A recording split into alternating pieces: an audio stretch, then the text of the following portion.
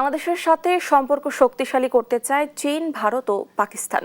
রোববার দিনভর দেশগুলোর রাষ্ট্রদূতরা পররাষ্ট্রমন্ত্রী ও প্রতিমন্ত্রীর সাথে সৌজন্য সাক্ষাতে এ প্রত্যাশার কথা জানান। নতুন সরকারের সঙ্গে সহযোগিতা জোরদারের আশা প্রকাশ করেন তারা। আলিমুজ্জামান সাফওয়ানের রিপোর্ট, জানাচ্ছেন আশিকুল আলম। রোববার দুপুরে পররাষ্ট্রমন্ত্রী ডক্টর খলিলুর রহমান ও প্রতিমন্ত্রী শামা ওবায়েদের সঙ্গে সৌজন্য সাক্ষাৎ করেন ভারত, চীন ও পাকিস্তানের রাষ্ট্রদূত।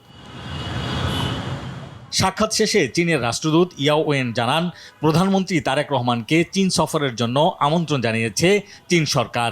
এ সফর দ্রুতই হবে বলেও আশা প্রকাশ করেন তিনি।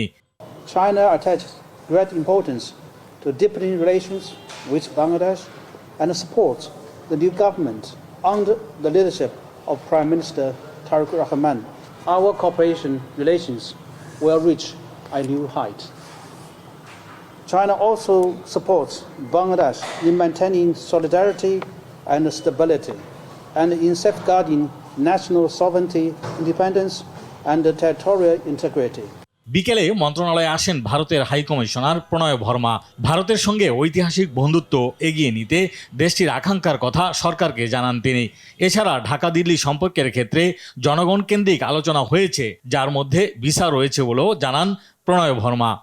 We expressed our desire to build on our historic ties with Bangladesh and strengthen our multifaceted bilateral relations. We also conveyed our commitment to support democratic, progressive and inclusive Bangladesh. পরে সৌজন্য সাক্ষাৎ করেন পাকিস্তানের হাই কমিশনার ইমরান হায়দার। সাক্ষাৎ শেষে গণমাধ্যমের সঙ্গে কোনো কথা বলেননি তিনি। এর আগে রোববার সকালে ঢাকায় নিযুক্ত সৌদি রাষ্ট্রদূত ডক্টর আবদুল্লাহ জাফর এইচ বিন আভিয়া পররাষ্ট্রমন্ত্রী ডক্টর খলিলুর রহমানের সঙ্গে সৌজন্য সাক্ষাৎ করেন। আশিকুল আলম, দেশ টিভি, ঢাকা।